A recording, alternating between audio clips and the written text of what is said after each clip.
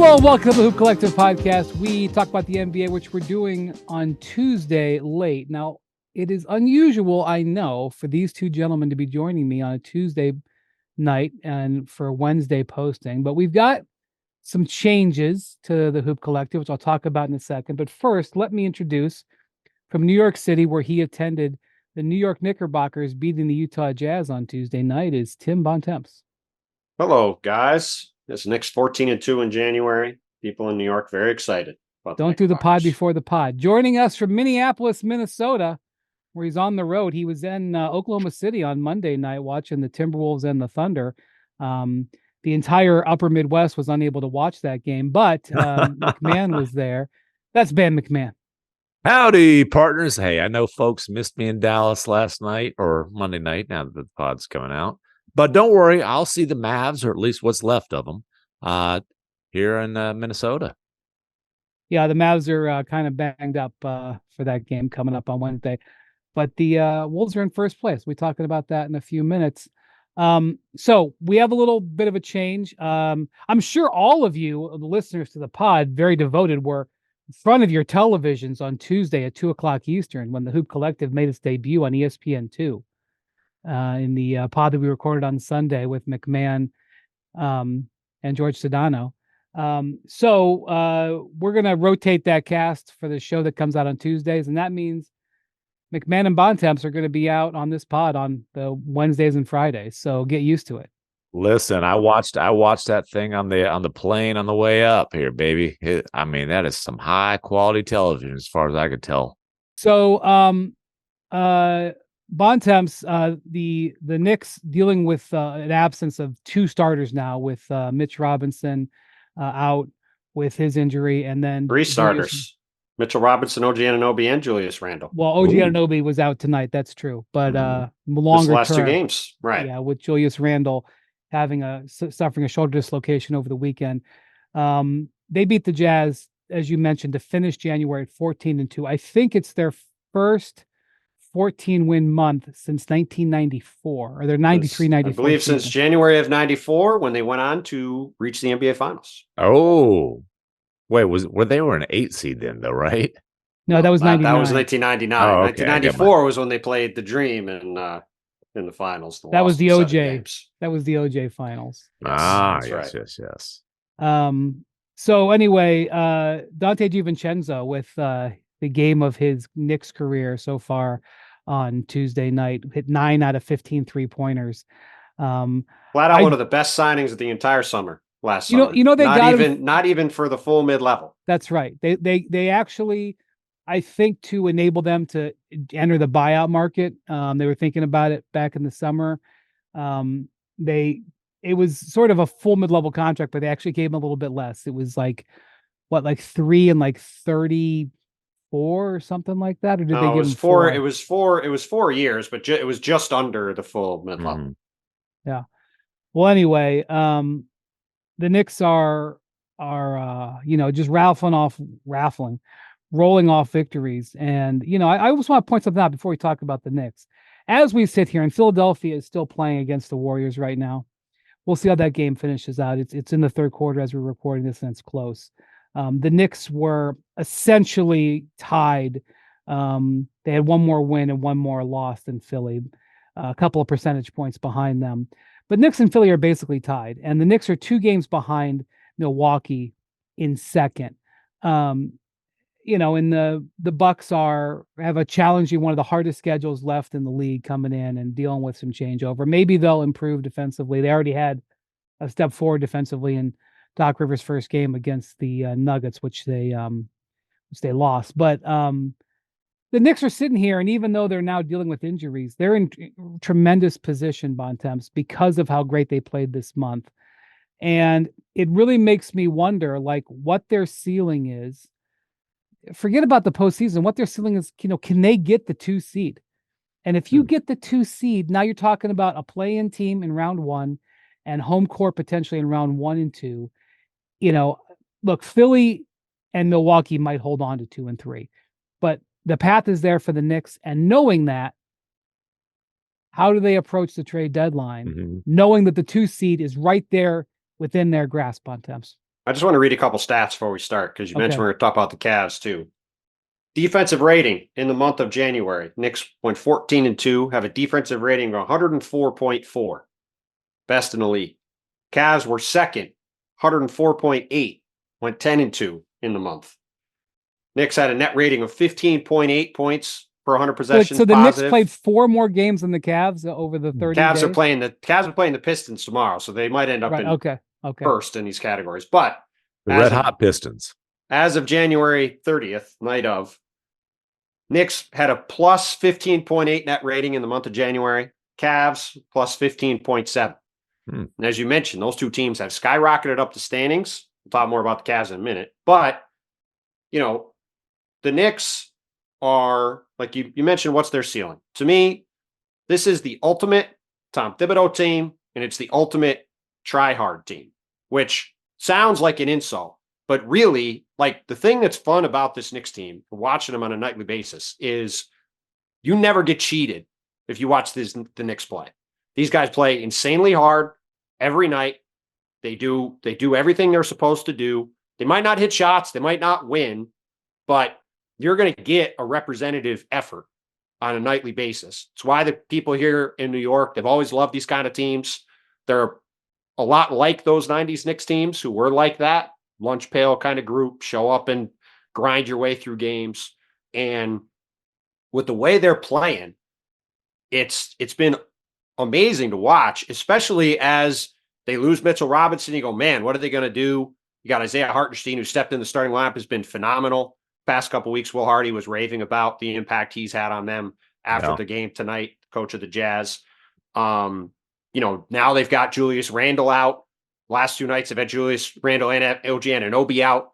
They're playing Precious Achiuwa at power forward next to Hartenstein. He's come in and had big games the last couple nights. Yes, they beat a bad Charlotte team. And yes, they beat a Jazz team at the end of a very long road trip that was clearly running on fumes. But they are hounding teams on a nightly basis. They're playing great. And they don't have championship upside right now. But the Knicks have done a remarkable job of hitting a lot of singles, hitting a couple home runs, getting Jalen Brunson in free agency. And they have positioned themselves with a ton of draft capital going forward, with a great team right now that's got a chance to be a top 2 or 3 seed in the East, that whenever the next guy comes available, that's a true difference-making player, the Knicks are going to be sitting there able to outbid everybody for them. And then they can be a team that truly can be a championship level team. But it's just been the culmination of it. That's they'll right. Be attractive. They're a team that somebody, a superstar X who wants to be traded would see as a preferred destination, because they are set up to win, and because it is a group of guys that you want to play with. And their star right now, Jalen Brunson, is not a me guy. He's a guy who, he shared the ball with Luka Doncic and went to the Western Conference Finals. He's more than capable of sliding into the number 2 role or enhancing a fellow star. Is Jalen Brunson the best player the Knicks have had since Patrick Ewing? Not the biggest name. Carmelo's obviously the biggest name. Is Jalen Brunson the best player? Carmelo finished top 3 in MVP. I would say Carmelo was probably a better player than Jalen Brunson. But look, Jalen Brunson is the best point guard the Knicks have had since Walt Frazier. And that's really not a debatable statement. Like his signing, there's a lot of things you could say are transformational things. Like that word gets thrown around sometimes too much. Jalen Brunson leaving the Mavs and signing with the Knicks for both teams was a transformational transaction because of what's followed since then. Well, and it's not just his production. His intangibles are essential. The Mavericks have really missed them, and the Knicks have really benefited from them. Now, if you want to kind of go down a little rabbit hole, you can say, well, how much difference do you think Derek Lively makes long-term for the Mavericks? Because if they don't botch the Brunson situation, they don't have him. But forget about that. Let's talk about the 14. I think they trade Derek Lively for Jalen Brunson. Trade Derek Lively for Jalen Brunson. did you feel Jalen Brunson was $100 million player when that deal was happening? I did, because here's the way, like you say $100 million player, damn, that's a lot of money. And then you looked at point guard salaries and you said, that's middle of the road starting point guard salaries. And I said, he's at least, I think Jalen Brunson was going to be an all-star, which I believe he will be once the announcements come out on Thursday. Well, I wasn't sure about that. Forget all-star. He's going to be an all-NBA Well, guard. He should have been the starter. But I was some people voted him as the starter. Apparently not enough. The media did vote him as the starter. It was the fans that didn't. I was quite confident he was going to be a good starting point guard, and it wasn't going out on a limb. You know, the year that his last year in Dallas, he got better and better and better during his 4 years in Dallas. He went from his third year being, I think, third and sixth man of the year, right into his last year. He was the second best player on the Western Conference Finals team. And Luka missed a lot of games that year for a variety of reasons, COVID and the shutdown to get him in shape and just knick-knack injuries. And so it was like a 20-game sample size, including a few games in the playoffs. And Brunson averaged like an efficient 20 points, 7 assists. You know, so you looked at that and said, hey, he's going to be a good starting point guard. And by the way, including a 41-point game and a 31-point game in the playoffs. I can't sit here and tell you I thought he was going to average 27 points per game. Right. But I thought he'd be a good starting point guard and a great leader. And I thought the contract would age well. Now, the contract is one of the best bargains in the NBA. Well, and also just what good players like this change teams. It just barely happens anymore in free agency. You don't see guys like this sign in free agency. And by the way, a couple of years before, the Knicks signed Julius Randle in free agency. And Julius is a flawed player. He's not a perfect fit. Two teams had already said goodbye to him at that point. No, I know. But my point is they signed him and they've developed him into a 2-time All-NBA forward. They've done a tremendous job building this team. And as you said, MacMahon, the one other thing, just real quick, tonight in this game, Dante DiVincenzo, we talked about him earlier, hits 9 threes, has 33 points. Josh Hart has a 10-point, 10 rebound, 10 assist, triple-double. Those guys all go to Villanova. Yeah. And a big part of why they're here is to play with Jalen Brunson. And on good long-term contracts, because they want to be here with their guy, Jalen Brunson. That's where it's not just that the guys become an all-NBA caliber guard. He's also getting guys who are really good players to come be part of this thing moving forward. It's made a huge difference for them. And for Tibbs, let's just call it like it is. Tibbs can annoy the hell out of guys, can wear guys out. He is the perfect liaison, and I think I'm pronouncing that word correctly. The perfect liaison in the locker room between liaison. Liaison. I was close. It was a dangerous. At least you knew. At least you knew the I had word. A bad feeling as it was coming between out. Him and Perkins, geez, I'll be honest with you. I'm also not quite sure how to spell it. Intermediary. How's that one? He thought he was right. He's like, I think I got this right. Liaison is the perfect word. You just didn't know how to say it. But at least you knew the word. I know. Anyway. He's the perfect that thing for Tibbs and the rest of the guys in the locker room. Because, dude, this guy grew up with Tibbs. His dad is literally, Rick Brunson has known Tibbs since he was a high school kid in Salem, Virginia. Jalen's known him his entire life. And so he speaks that language. But he can, he's got a way about him where he's not a rah-rah, real loud type of guy, but everybody in the locker room is going to respect him. Everybody in the locker room is going to, like him. He's got a very likable personality, and he can kind of translate Tibbs into, much more receptive terms. Well, when Leon Rose took that job, it was well known in the NBA he was going to hire Tom Thibodeau. Although they did go through a significant interview process with a bunch of people, and including interviewing Will Hardy, who I think performed very well in the interview. But he knew he was going to go after Jalen Brunson. I don't know if he knew he was going to be able to get him, but those were like orders 1 and 2, and that was cronyism. He was Tibbs' agent.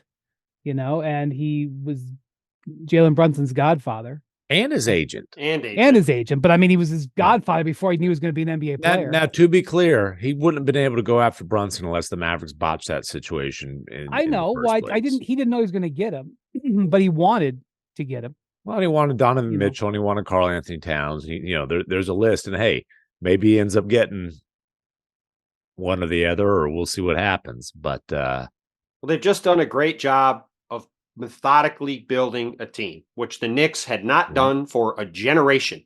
They had constantly rushed into one thing after another and botched one thing after another, gone after guys like Steve Francis and Marbury and Tracy McGrady. And, they botched one thing after another for literally a generation.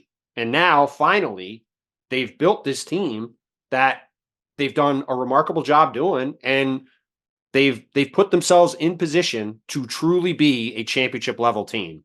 Even if they aren't right now, right, they have the ability to get there, which they haven't in forever. All right, let's talk about the next 8 days for the Knicks. So they've got 8 tradable first-round picks. Now, obviously, we have just talked about how patient they're going to be. We've seen how they're being patient. I don't think that they're interested in using any of those picks to rent a player, especially a big man.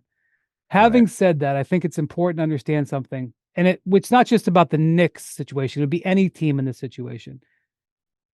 Evan Fournier has not been in the rotation for over a year. He would have very much loved to have been let go, either traded or bought out. But the Knicks haven't done that because they have been holding on to his contract to trade it. And because if any player, even if it's a superstar or whatever, if any player wants to be a Knick, or they have a shot at somebody, they don't want to have to, if they're going to build a draft pick trade, they don't want to have to include Dante DiVincenzo or Mitchell Robinson or Josh Harden if they can avoid it. And so that's why Fournier is still on the roster. And it's something important to point out about Fournier is that even though he's got a $19 million contract this year that he's sort of sitting on the bench for, he has a team option in his contract for next year for another $19 million. Now, I don't think that the Knicks are probably picking that up, but it's important to realize that is something that they're not. It's not there by an accident. If they get to the summer, because I think the option date is June 29th, and they don't have another situation, they might pick up that option because they have the same thing that they would need in a trade later on. And now I'm going to tell you why I just discussed all that. Because if they can trade for a player using Evan Fournier that has the same type of contract, who is a better player, who can help them now, I think that is something that they would investigate, especially if they can do it without giving up one of those first round picks. And I'm going to steal from Bobby Marks. How about a guy like Jordan Clarkson? Nah, see, I don't think that's Clarkson is under answer. contract. I don't think that's. I am going to bring up a big man. Okay. I'm going to bring up Bruce Brown. Well, Bruce Brown also isn't a big man, A, and B. Well, he plays forward. The two a big man. He's and a also big man in Bruce the Brown 6'5" and under league. I think you're a little too Bruce Brown focused can play on the center. option part. I mean, Bruce Brown played center with the Nets when they were playing small. He's going to be a shooting guard with the Knicks. Well, let's not. He can play he'll be a 2 through 4. Sure, he'll be a 2 through 4. Exactly. He'd be a very useful. He'd be a very useful player who has proven championship experience. And also, in some circumstances, he can play all the way down to center. In some circumstances, if they need him. Okay. So, and the thing about Bruce Brown that is interesting, team option for next year. I know, but I think you're too focused on the team option part, and the thing to focus on more, I think, is because you have Evan Fournier, who has the ability to be on the books next year, and the Knicks aren't going to be a cap space team, and they are a team that's obviously willing to spend money. It's that they can go get, whether it's Bruce Brown or another guy that's been linked to them before, Malcolm Brogdon, another guy who's a better player than Evan Fournier, who could fill a need for them, depending on where in the rotational spectrum it is, who has money on the books next year that becomes expiring. All of a sudden, whether it's a team option or just a contract, then you've got with him, with other guys, all of a sudden you got the kind of money you need stacked up to go get a star player. Right. The point is with Fournier, they have optionality. They can say goodbye on Right. June 29th if they need cap flexibility, or they can keep him and use him as a trade asset. Bruce Brown has the same thing, and he can help them today. Right. Now it may not be Bruce Brown, and my guess is that the Raptors are probably like, oh, the Knicks are calling again. These are our best friends, the Knicks. We're in a lawsuit, but let's not focus on that. Let's get another first round pick, because they've got a first round pick from Indiana in the Siakam deal. They didn't get one in for Anunoby, but so if the Knicks They can got the figure out 31st overall pick. that's true. But if the Knicks can figure out, I think the Knicks have 9 tradable second round picks. I think they still have 9. They got a lot of stuff to move without touching any of the main stuff they have. Right. And they can go get somebody to help their team. And I would assume, don't know this for sure, I'll be surprised if Evan Fournier is on the team after the deadline. Right. But the key, again, the reason I think it's important to realize is if you're going to do a deal where you need to send pieces out to get a big time name, a high salary player, ideally that isn't a part of your core or a guy who's got 3 years and 60 million left. And so that's why if they can not change their flexibility come June and get better today, I think they're going to try to do it. Yep. Maybe they can't. Maybe there'll be some sort of bidding war for Bruce Brown. I don't know if there will be, because that's a pretty big number for a possible rental player. Well, and that's the reason Brogdon and Brown have come up a lot, right? Because they're both owed about $22 million next year, and they'll be expiring contracts. You can decline Bruce Brown's option, but either way, if you pick it up and Brogdon's just under contract, then you've got a large expiring to go with your other stuff, and all of a sudden you're in the game. Like we've talked about many times, you have the salary to go get anybody who comes available. What agency represents Bruce Brown? Would be the Creative Artist Agency, I believe. That's interesting. What agency represents Tim Bontemps? Secret agency. Oh, okay. The IT department represents me. Are there any creative artists on this show? There's a creative artist in my house named K-Bond. She is. That's right. Trust me, she represents me too. His wife is an accomplished painter, accomplished artist. That is true.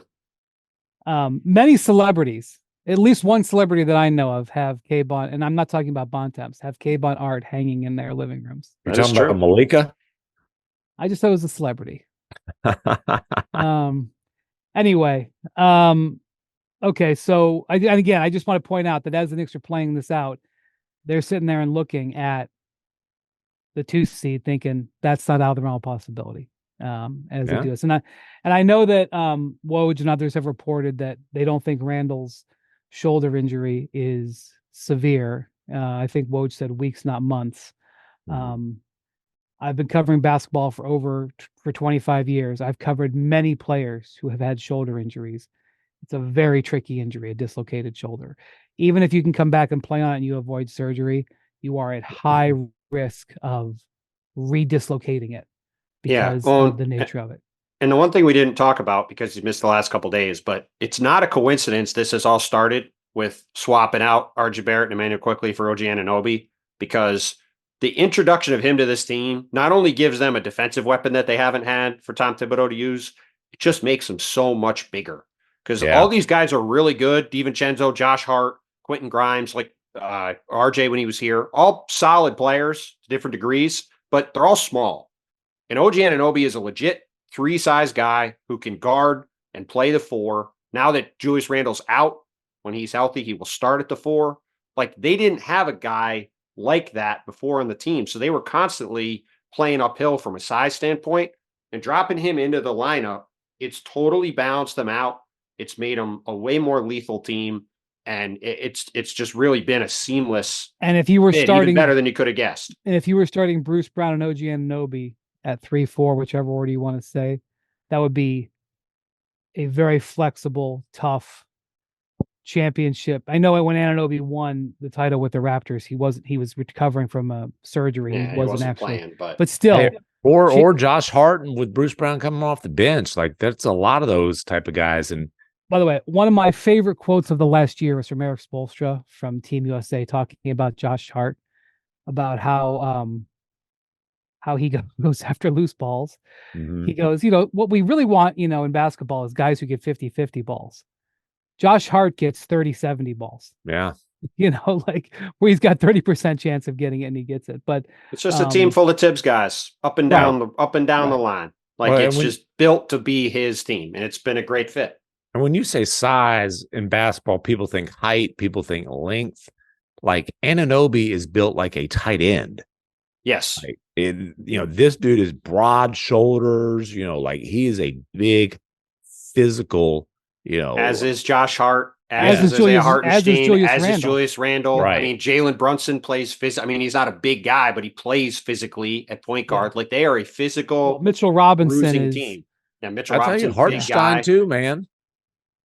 I can't believe they got Hartenstein for what they got him for. They got him for like 2 years and 20 million. I couldn't believe he couldn't get more than that when they He signed kind of him. was bouncing around at the league. He did. I mean, I was surprised the Clippers let him go. He was very good for the Clippers. Dude, the Rockets, he was with the Rockets and he was productive, and he got let go, and the Rockets decided that centers were so last generation.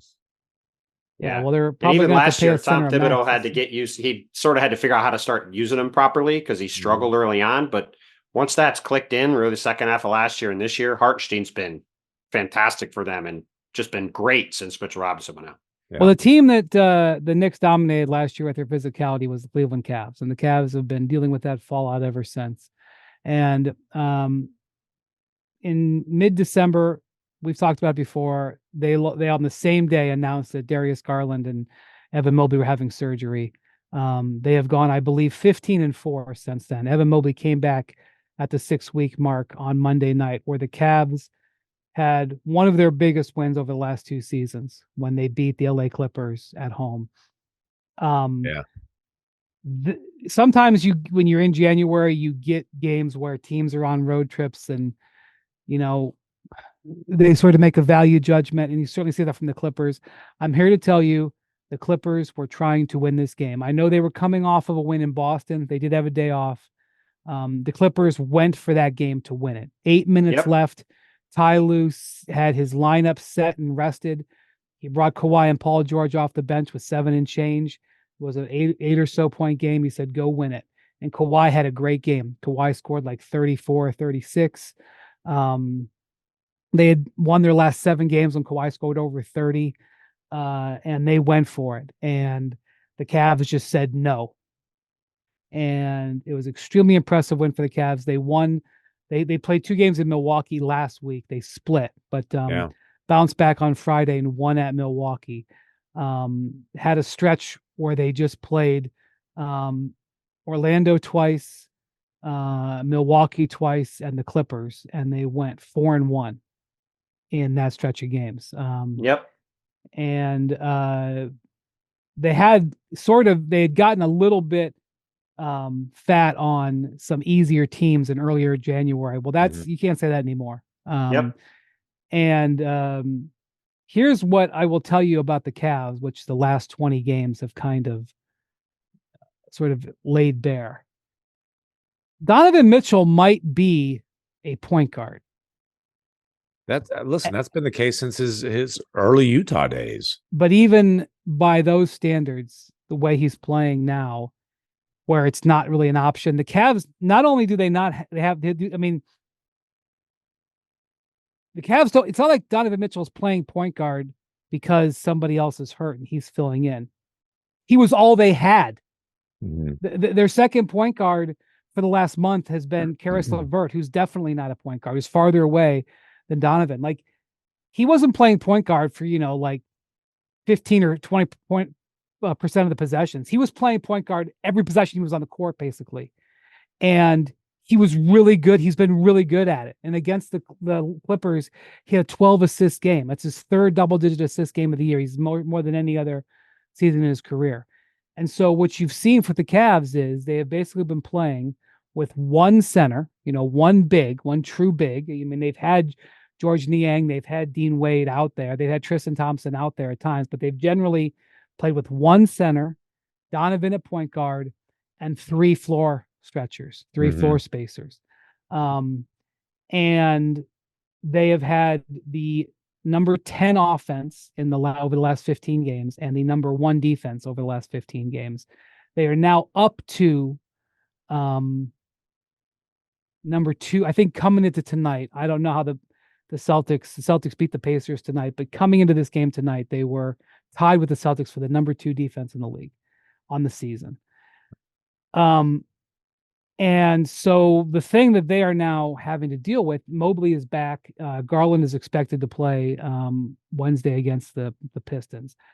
What JB Bickerstaff, the coach, did against the Clippers was he brought Mobley back, but he didn't fully bring Mobley back.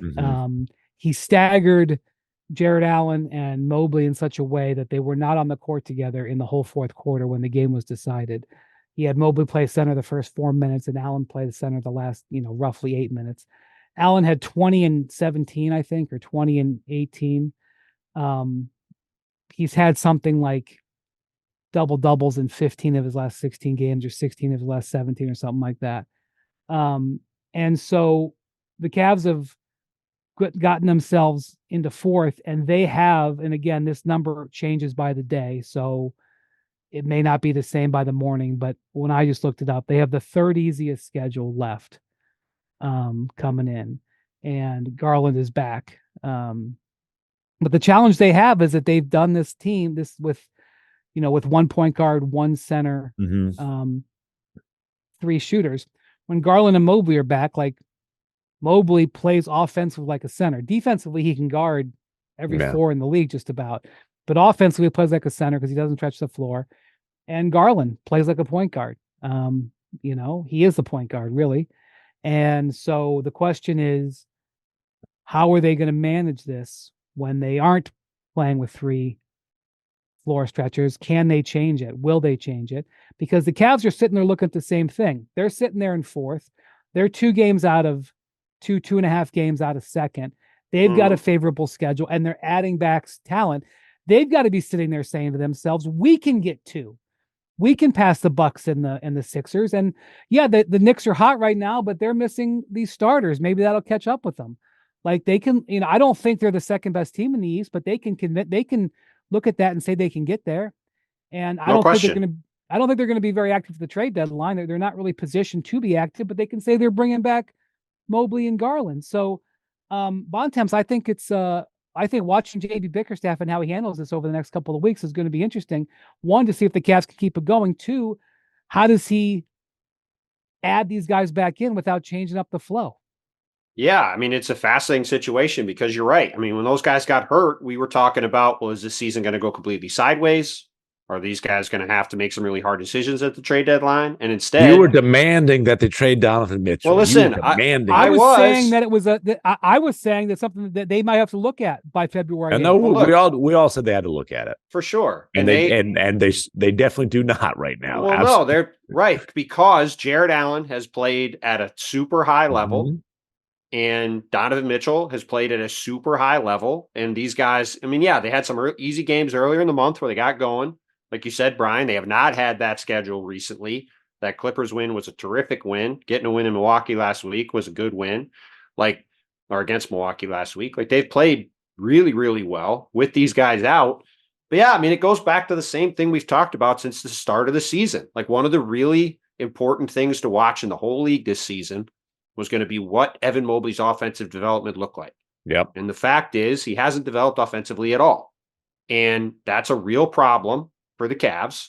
And it's one they have to deal with now as they work him back in. Because the bottom line is Jared Allen has just been better than him and has been awesome. And so moving Jared Allen out of the way to feature Evan Mobley is not going to work in terms of trying to maximize what you've got right now. Yeah, Jared Allen's been one of the best rim running centers in the league.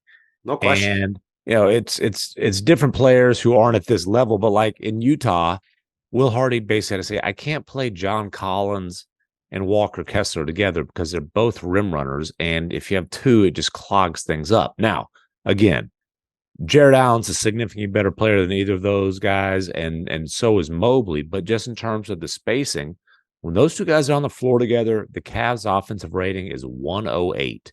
That would rank in the high 20s in the league. And there is with the guards, with Donovan Mitchell and Darius Garland, there's a little bit of crossover, but those guys can coexist. Multiple playmaking guards. Neither one of them are shooting the ball great this year from 3, but both proven 3-point shooters. I think you're fine there. The question is, can you hold up defensively with those guys? And if you've got a really good rim protector behind them, which you're guaranteed to always have, then the answer has been yes. But it still gets down to Jared Allen and Mobley. As much as they've wanted that to work, those guys kind of get in each other's way. Even in the game against the Clippers are an excellent defensive team. Not only are they good because of their personnel, but they're very well coached because that's Ty Lue, and they have a good scheme. Jared Allen actually provided spacing from the center position. Now the Clippers are playing without Ivica Zubac. Now that was a factor, and they finished the game. I don't know who was at center at any one time, but I think Kawhi was basically playing center down the stretch. Jared Allen was defending Kawhi the last 5 or 6 minutes of the game. Yeah. The Clippers were doing a good job trying to cover the ground.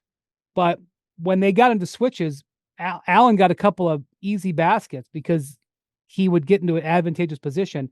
And while the Clippers were trying to manage dealing with him in the middle, he was sort of inverse stretching the floor because he was pulling their perimeter players in to bring help. In fact, there was one point in the fourth quarter of this game where the Clippers were giving the Cavs issues. The Cavs were having trouble scoring, and James Harden got called for a defensive 3 seconds, which drove Ty up the wall because he couldn't believe that they called a defensive 3 seconds with like 4 minutes left. But one of the reasons was because Harden was trying to stay in the middle to bring help on Allen. And so, you wouldn't confuse Jared Allen with Shaquille O'Neal, but he gets the ball against a smaller guy in the paint. The guy shoots like 68%. And so he's not just a dunker either. He has some touch around the basket. Right. No question. And Evan Mobley took 7 shots last night, and none of them were outside the immediate paint area. They're all in the paint, and they're all right by the rim. Not only is he operate not in the same spots. Yes, not only has Evan Mobley not developed an outside shot, because of how poor his shooting has been this year, he's done the opposite and sort of run home to mama. Now, by the way, the guy's a killer in the paint. He led the NBA in dunks last year. And he's a killer, scoring in the restricted area, even though he's not physically large. He is, I think his numbers might even be better than Zion's in the restricted area. And Zion's one of the best paint scorers of a generation. He'll put the ball in the basket in there. He's definitely got offensive talent, just, not launching a jumper. So, both those teams, do either of you think that the Knicks and Cavs could win the East, assuming that there's not a massive trade here? No. Okay. No, there's a path to them making the conference finals. I agree. Because honestly, they could be playing each other in the second round as the 2 and 3 seeds, but they're not good enough to get through 3 rounds and beat some combination of Philly, Milwaukee, Boston, maybe even Miami if they're healthy, though they've been a disaster lately. I think that's asking a lot. But they could easily win a couple series. Not unless the Knicks pull off a move that I honestly just don't see, pull off like a surprising significant trade that just clicks. And as great as the Anunoby fit has been, and as smooth and easy and seamless as it's been, typically trades take a little bit of time to and there's not a guy of that caliber that's coming on board that's going to change their ceiling right now anyway. Probably. I mean, I guess, sure, barring something truly miraculous happening. We didn't think Durant was getting traded at this point last year. I mean, he had previously demanded a trade, but we didn't. Sure. If Kevin Durant asks for another trade and ends up on the Knicks, well, that's not what I was implying. Just to be clear. I know. I'm just saying. We've had some wild aggregation in the last week. Yeah. I mean, but 1 year ago, aggregators are on their toes, baby. They are ready. There you go. They are ready. And Wendy loves you.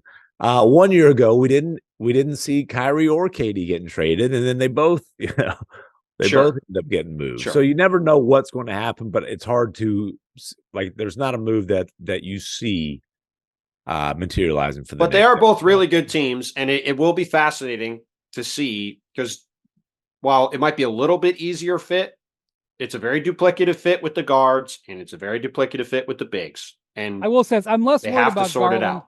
Garland is having his worst 3-point shooting season of his career. I think Donovan is too. Just hard to win with two guards that don't. I obviously, agree, you've but got Donovan the two bigs is behind you. I agree, but Donovan is creating, and the floor is stretched and spaced, and he's he's. No, I know. It's just if you have two small guards who don't guard, it's hard. I will just say that's true. I will just say that unless you're the number 2 rated defense in the NBA, despite having 2 small guards. I mean, they've also not had Darius Garland for this entire run, so it goes both ways. I will say this: last year, Garland shot 41% on threes on 6 a game.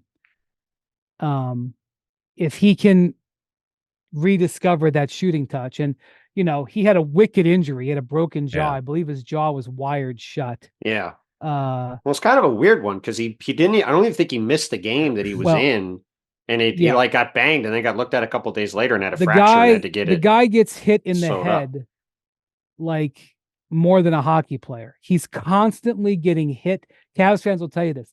He is like last year. You remember the opening night of the season, he got poked in the eye. Yes, I do remember. I think he had a concussion another time last year. He's constantly getting hit in the face.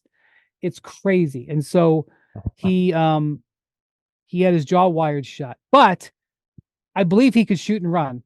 Maybe not when the jaw was wired shut, but his recovery in theory should be. And he and Mobley are obviously very talented players. It's what makes it such an interesting situation because they have to try to figure it out. If he gets back to shooting at 40% from threes, it lessens. I think there's a pathway for the guards to work better than there is a pathway for the bigs. Okay. Yeah. Hey, Wendy, real quick. What would you pay to get Bontemps' jaw wired shut? That's not a very nice thing to say. He would figure out a way to keep my jaw was wired shut. I'd take a nice long vacation, let you do all the work for a while. Yeah. Hopefully that doesn't happen. Speaking of teams that play big, you saw a really good win for the Minnesota Timberwolves on Monday night in Oklahoma City. They were coming up. Those two teams were tied for the lead in the West coming into the game, but they came with their tails tucked a little bit because the Thunder had just lost to the Pistons like by double digits. Yes, and the Wolves gave up I believe a 10-point lead in the fourth quarter against the Spurs. It was first place in the West was at stake, with two teams that were coming off of losses to last place teams. Right. It was pretty strange.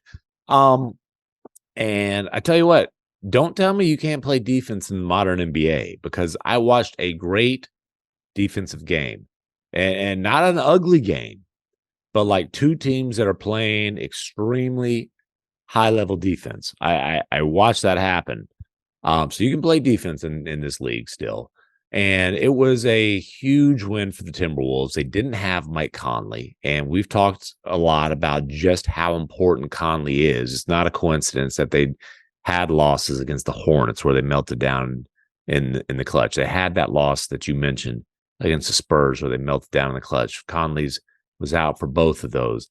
He has this sore hamstring. They're playing it. They played it safe with him. I don't know if he'll play against the Mavericks or not. We'll see, but wasn't available. And Ann Edwards, who has often not been a very good decision maker with the ball, with the game on the line, was phenomenal, despite being frustrated as hell with the referees. And, we can get to that a little bit later. But had to drive down. First of all, they took the lead for good when he made a great read off the pick and roll with Gobert. Boom, hit Jaden McDaniels in the corner. That's the three that put him up for good. The next time, rejects a screen from Gobert, high pick and roll, drives down the lane, goes up, and it was marginal contact according to the NBA's last 2-minute report. Which there was some still photos that were damaging. I mean, there were all 5 fingers on him of Shai Gilgeous-Alexander on his forearm. It was like when Jaylen Brown had marginal contact. Hand. Yeah, it was like when Jaylen Brown had marginal contact to his head by Buddy Hield in the game. That was the wildest last 2 minutes.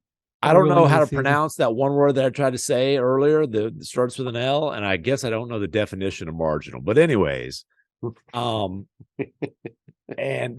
Wolves won this with defense. And like down the stretch, Jalen Williams drives down the lane, and Gobert's just all over him, smothering him, covering, arms stretched up to the rafters.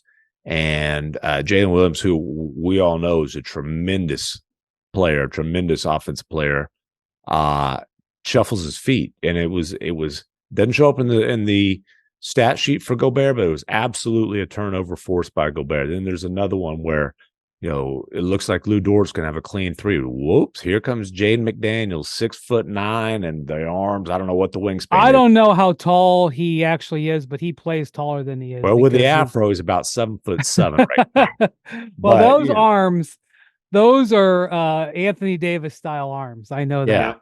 Yeah, wiry as hell. But and Dort can't get the three off, kind of pump fakes, thinks he's going to get one. Nope. Gives it up to Chet in the corner. Here comes Gobert from the paint. Challenges Chet. Chet can't get it off. He tries to put it on the floor. Gobert stays with him. Ends up in Kenrich Williams' hands. He tries to drive. He throws something up, and it's got no chance because Gobert's challenged him. And it was, Chris Finch said Gobert is like an elite scorer in the sense that game on the line, he loves those moments and he amps up his game. He's just doing it on the defensive end. And that's how they won the game. Jaden McDaniels played a great game. They had him guarding Chet, and Chet's struggling right now. He's in a little bit of a rut. I think it's the first, maybe, but it's the first time this year, I believe, that he's had single-digit, sub 50% shooting performances in consecutive games. They're 2-5 when he scores in single digits, 5-8 when he shoots under 50% from the floor. But Jaden McDaniels was the primary defender on him. Why? Because then you can have Gobert guarding the worst shooter on the floor, which Josh Giddey hit a few early on, but they were fine with that. And Gobert's clogging everything up. Wolves' length gives the Nuggets problems because, what do the Nuggets do? They do two things. One, they run Jamal Murray, Jokic pick and roll. Okay, that's hard to deal with. And they give Jokic the ball on the elbow or at the nail, and Jokic goes to work. And I'm not allowed to watch Nuggets games this year, but every highlight that I see of Aaron Gordon is getting a feed from Jokic for a dunk. Yep. I don't know what great percentage cutter of dunks Aaron Gordon has of his shots, but it's a high percentage, and they're passes from Jokic. Well, guess what? They can put Towns on Jokic because he has good enough size, and it's not, he doesn't have to cover a lot of ground. Mm-hmm. Then you can have Gobert back there defending that rim, and it takes away a huge piece. Obviously, they beat him in the playoffs last year. It's not unsolvable, but they present a profile that Denver doesn't have. They have an antidote for a little bit of what Denver does. And they beat him in the playoffs without Jaden McDaniels. And I'm not saying by any stretch of the imagination the Wolves would have won the series with him, because the Nuggets were an absolute juggernaut that mowed through the entire postseason. But when you talk about why are the Timberwolves the number one defense in the league, number one is the guy who should win his fourth Defensive Player of the Year award this year, Rudy Gobert. Number two is Jaden McDaniels. And then we get to number three, Ant Edwards, who is a monster on that end of the floor. Another guy who plays bigger than his size. By the way, Jackson looked it up. McDaniels 6'11" and a half. I'm going to call it 7 wingspan. Yeah. I mean, he's huge. And look, we've talked at different points this year about Minnesota and their offense and how it could be a problem in the playoffs because they can't necessarily get to the same kind of numbers offensively as a lot of these other teams. This was the formula for them in the playoffs. 107-101 game. You're winning with defense, physically overwhelming teams with your size, with your strength inside. Like that, if they're going to make a deep playoff run, this is exactly the kind of formula they're going to have. And look, on the other side, Josh Giddey was a game worse -17. I understand why he's starting. I understand what they're trying to do with this team. But when it gets down to it in the playoffs, his lack of shooting, his lack of defense, it's a bad fit with Shai Gilgeous-Alexander. At some point, they're going to have to change that spot in the starting lineup. Well, they've changed in the closing lineup a lot, including last night. But they're going to have to go, when it gets down to it, they're going to have to just go away from Josh Giddey. I don't know when it's going to happen. They've finished with Case and Wallace. Yeah, but you can't. They had Josh Giddey in this game. Josh Giddey was out there for 19 minutes and was -17. And that was with him hitting a few threes. That's right. It's not even whether he hits them or not. It's just teams don't guard. Now, the Celtics did the same thing. They had Porzingis on him, and I don't have the numbers right in front of me, but Giddey made them pay for He that. made some shots in that game. But the one hope for Giddey there is that Chip England works his magic. I mean, hey, he's got Lou Dort shooting 40+%. Jalen Williams, not that he came in the league as a non-shooter, but Jalen Williams is shooting in the mid-40s. By the way, Jalen Williams sprained his ankle in that game. He is out in Denver on Wednesday. Hopefully that's not something that keeps him out. Casey Wall's shooting 42%. Yeah. Listen, the Thunder are certainly going to be very interesting in the playoffs this year. I think when you talk to people who are with teams that have a chance to go deep, they're kind of curious about the Thunder, but think that it's gonna take them. They're gonna have to get their nose bloody in the playoffs before they're really going to be a threat to come out of the West. But who knows? I mean, hey, they young still teams, be the number young one seed. teams, yeah, young teams always have to go through it in the playoffs at some point. I tell you what, though, man, Shai Gilgeous-Alexander is unreal. Bontemps, when is the next poll going to be? In the coming weeks. He's got a chance. Now they're in this dip, so they're probably not going to be first place in the West when the poll comes out. But if they end up winning the number one seed in the West, look, man, I think he's going to have a real chance. Dude, well, and listen, Joel Embiid. Joel Embiid is playing in this game in Golden State. He shouldn't be playing. I agree. His knee is messed up. He's only can miss 5 more games. I think you could basically just write him out of the MVP picture right at this point. And Shai Gilgeous-Alexander is going to be right there with anybody having a chance. Look, like Jokic is having an MVP year. I mean, I'm not. So is Giannis. So are a lot of guys. But to McMahon's point, if the Thunder win the West with a team full of 22-year-olds, and this guy's averaging 30+ and playing at both ends, he's going to have a shot. 31, 6 and 6, and leads the league in steals. That's right. And look, if Embiid is out of the mix, Joker, Giannis, SGA, and then Luka, although that games played thing could end up biting Luka. I think it's going to be his 9th missed here in Minnesota. And obviously the Mavericks can't be the 8th He seed. might get his 16th technical too somewhere in there. Oh, could you imagine? Could you? Listen, I don't want to. If that happens, I'm going to make sure somebody reports it first. I don't want to point it out. I'll tell you that. Well, look. Also, when you watch Shai defend, he's not just a stat putting up the two assists. He's extremely disruptive defensively. Yeah, and he also has the luxury though of playing with 3 guys who are more important to their defensive scheme. Lou Dort's their stopper. Jalen Williams takes his second toughest assignment, 1 through 4, and then Chet Holmgren is a all defensive candidate as a rookie. He's one of the best rim protectors in the league, and that allows Shai to guard. And Josh Giddey. Well, I there's a reason I left that part out. That allows Shai to guard the 4th or 5th option, and obviously they're switching a lot, and whatever. But he is extremely disruptive. But I just tell you, I can't. There were 6 or 7 of his buckets last night where I'm just sitting there watching and I gasp. Because it's like, it's magic. His footwork, and you talk about like this, the same with Luka. Their footwork after they pick up the dribble is just historically elite. I mean, they're just pivoting and pivots and pump fakes. And Gilgeous-Alexander's got these arms that just kind of look like slinkies, finishing on all these weird angles, slithering through cracks. He's unbelievable off the dribble.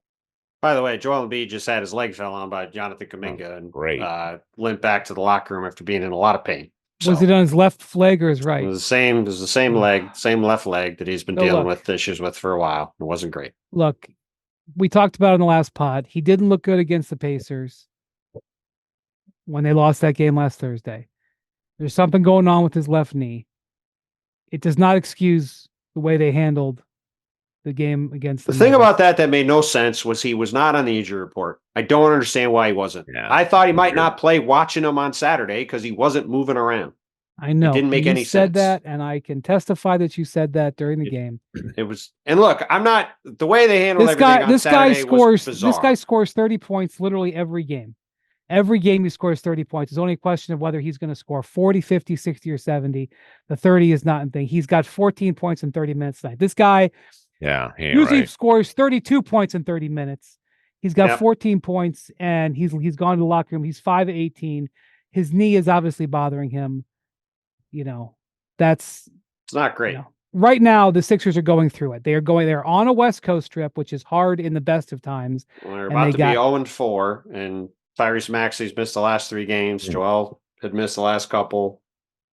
Tobias Harris has had the flu. It's been bad. Right. Also, Melton's been out. Not that he's headed for the All-Star team, but that's a starter. They have 4 starters out. I think Nick Batum didn't play today either. He did not play. Yeah. I mean, it's just been. Yeah, I mean, Furkan Korkmaz played 20 minutes in this game. That no offense to him, but that's an indication of where they're. No offense. That's always. I mean, KJ Martin has not been in the rotation all year. He's playing 25 minutes. And listen, it's far more important. It's obviously far more important that Embiid is ready to go when it matters, and hopefully this isn't too bad, and he's good for the playoffs, and he can have a healthy playoff run, which he has not been able to have yet in his career. But this is just the clearest sign yet from what we said before. This guy's not winning MVP. No. So it's going to be somebody else. He may not be eligible by the time the next draw poll happens. Yeah, and again, I don't want to hear crying about the 65 game limit, because honestly, if you miss 20% of the season and other guys are that good, you're not the most valuable player. But the point is whether it's not like he's, the Denver thing looked bad, but it's not like he's just kicking his feet up and missing games for the heck of it.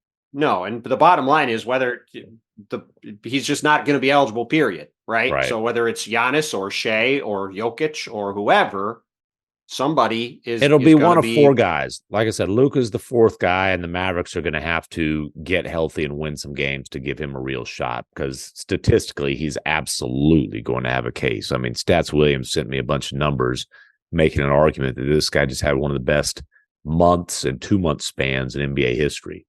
There's a couple other guys who I think could work their way in the mix too. I think Kawhi's got an outside shot.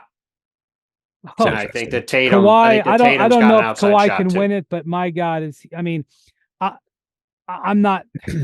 I haven't thought about this fully, but what I've been saying is I'm not so sure there's a more important development in the whole NBA this year about how good Kawhi has been. Yeah. In terms of the effect on the title. Again, I will say to you. Well, and that Harden trade. Listen, as much as people were piling on early, hey, that Harden trade looks like an absolute, transformational.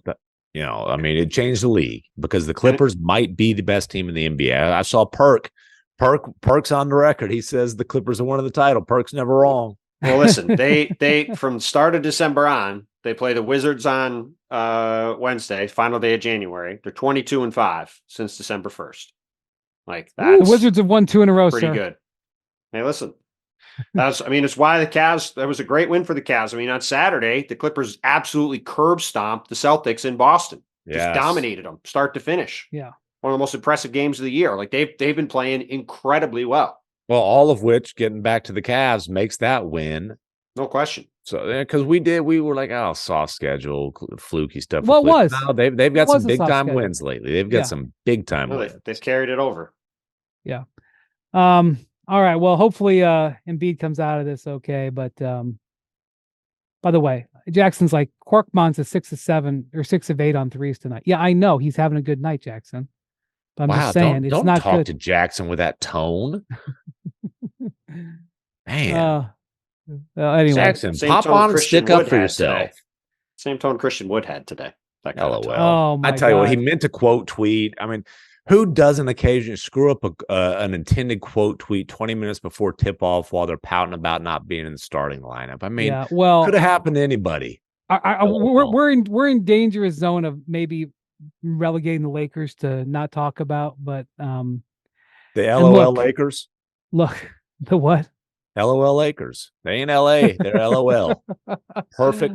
Thank you, Christian Wood. He can't I pronounce think this is- liaison, but he can make jokes. Bontemps. He's got that. I got that L word down.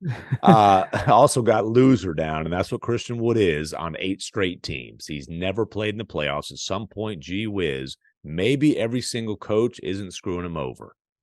Maybe. The Lakers I don't fell know. under. Maybe I'm wrong about that. Maybe every coach that he's ever had has just not known what an all-star caliber player that he is. And he hasn't had this one holstered, folks. He hasn't had it ready. What happened, in case people don't know, Anthony Davis missed a game against it was a back-to-back. He hurt his groin in Houston on Monday night.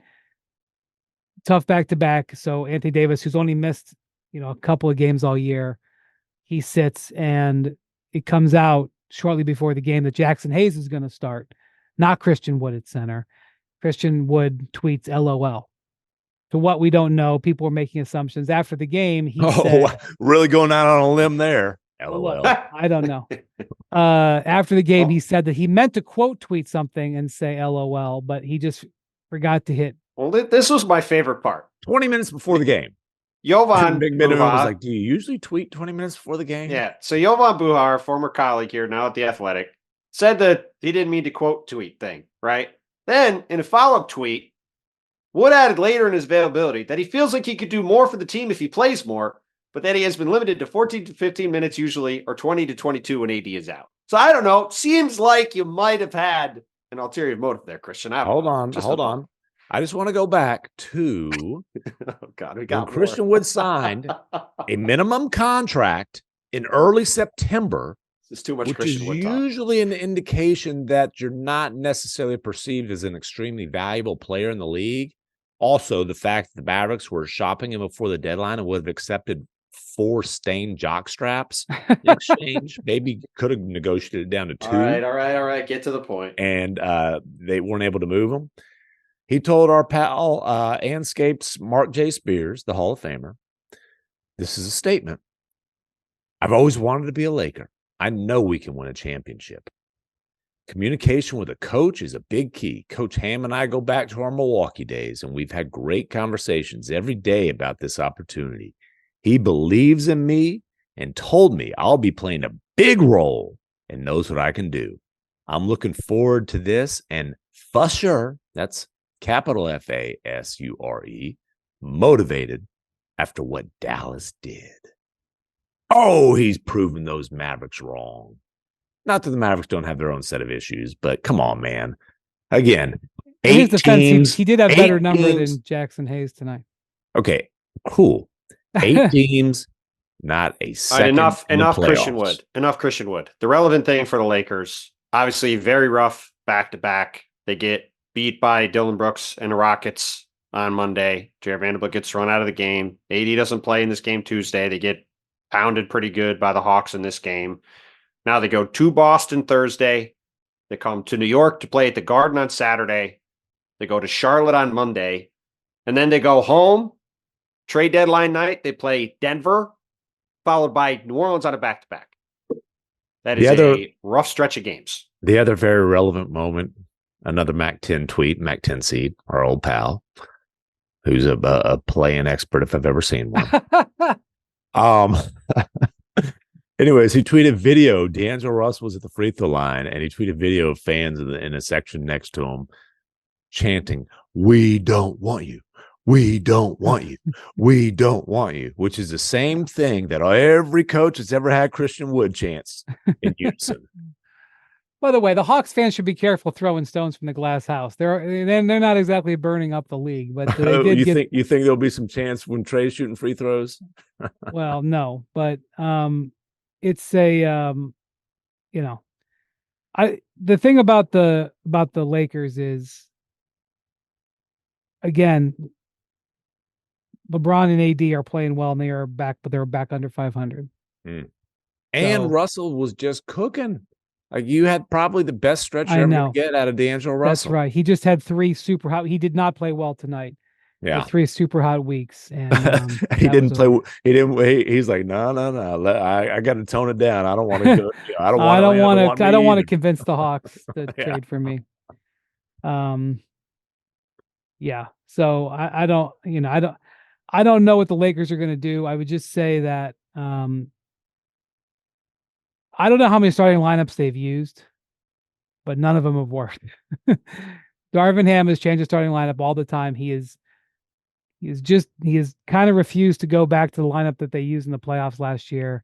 He's used almost every other lineup that they can use, and it hasn't worked. And it absolutely drives the Lakers fans up a wall that he continues to play Taurean Prince as many minutes as he continues to play. I mean, I'm not saying that like if he was using Hachimura as the starting 4 and put LeBron at 3, that it would make that much of a Taurean Prince difference. is shooting 39% from 3 on a team that can't shoot. What do I'm people telling want you, him man, to do? I mean, like the if we're Lakers gonna- fans are going nuts. Well, Well, every about once that. in a while, Taurean Prince playing too much is your problem. It's you got a lot bigger problem. every I once in a agree. while, fans who comment on social media might not know what the hell they're talking about. I think I've got some recent examples that I can show you that are evidence of that. Hey, Lakers still a top 6 roster, top 6 in the West. They All right, should. all right. Now- Yes, now they listen. should. Hey, They top should, six, but they top don't. 6 in the Pacific Division. Yes, absolutely. I stand by that one. Yes, they do have a top 6 roster in the West, but they're underachieving. I don't Actually, think they top have 6. See, the thing about it No, was they when don't. They I don't. said that, They the don't. Thunder No. were not in there. The Yeah, Wolves were I was not gonna in say. there. Let me Yeah, read they you better. They got a better roster than. Let's just do it quick. They got a better roster than Minnesota, No. Denver. Denver, No. Thunder, No. Clippers, No. Suns. Kings. No. Suns. No. It's arguable with the Suns. I mean, they should have a better roster than the Suns, but they don't. The Suns, the top 2 are, obviously the Suns' third best player is better than what the Lakers got, but in theory, the Suns got a bunch of. Just given all the Suns defense got of the Grayson Suns, Allen, I a figured bunch the of Suns would be an minimums. automatic for you. What about the Pelicans? I don't think What so. about the Mavericks? It's arguable. That's arguable. That is arguable. The Pelicans are arguable. It depends on what day you ask. Yeah. No, you know what? They got a better got a lot roster than the Pelicans. They got a better roster than the Pelicans. They're just not getting it done. They're not deeper than the Pelicans. The Pelicans actually. No, the Pelicans have great depth, but at the top, AD and LeBron. Come on. Yeah, and Zion is not playing at a star level. And Ingram is doing Zion's not even playing okay. at He's an having all-star a. level. He's not. LeBron and AD are going to be all stars. It does remain the remarkable thing about the Lakers. If you'd Yeah. said to me before the season that LeBron James and Anthony Davis would combine through 49 games to miss 9 games, I would have thought they'd be in pretty good shape. And it's not like either of them are having down years. They're both playing No, extremely but they're well. also just available. They've been available that's what for I'm saying. 95% of the games. They're getting And 95% of outstanding play from those Yeah. guys, and they still, as a whole, stink, to borrow amazing. Bontemps' term. Very technical. USWB, baby. Nobody knows Listen, stink you like can't the be guy who saying pees that. on You his can't be blanket. saying that anymore after that Christian Wood. And by the way, Rui Hachimura is I had to not listen playing to poorly. Rui Christian Hachimura is Wood playing. I know people he's all missed year. some games, but Rui Hachimura he's been playing okay. Like, as long as you're looking at guys who are on the Lakers roster who are doing okay. Hachimura, it's not like Hachimura has been terrible. And I know that Bontemps always talks about. I know I did try Barkley that. I know Bontemps always talks about like how Hachimura caught fire from 3-point shooting. That's why he got the contract. Well, he's shooting 39% from 3 this year. Sure. And he's averaging more points than he did last year and shooting overall pretty comparable to what he did last year. It's just hard to figure out how they're a 500 team with a top 6 roster. And they're not even 500. these great players. They're under Sub 500. All Yeah. right. Coming interesting week till the trade deadline. Thank you for listening to Hoop Collective Podcast. This is the time of year when like hours out of my day are taken up by like what the Jazz might do with Kelly Olynyk. And no offense It's to a really Kelly difficult Olynyk. life that you have, Brian. It's Hey. a really Well, difficult life. Jackson, I have a request. Some violin music for women. Thank you for listening to Hoop Collective Podcast. Thank you to Jackson. Thank you to Bontemps and MacMahon. Thank you for listening. We'll be back with these two jokers on Friday. Adios, amigos.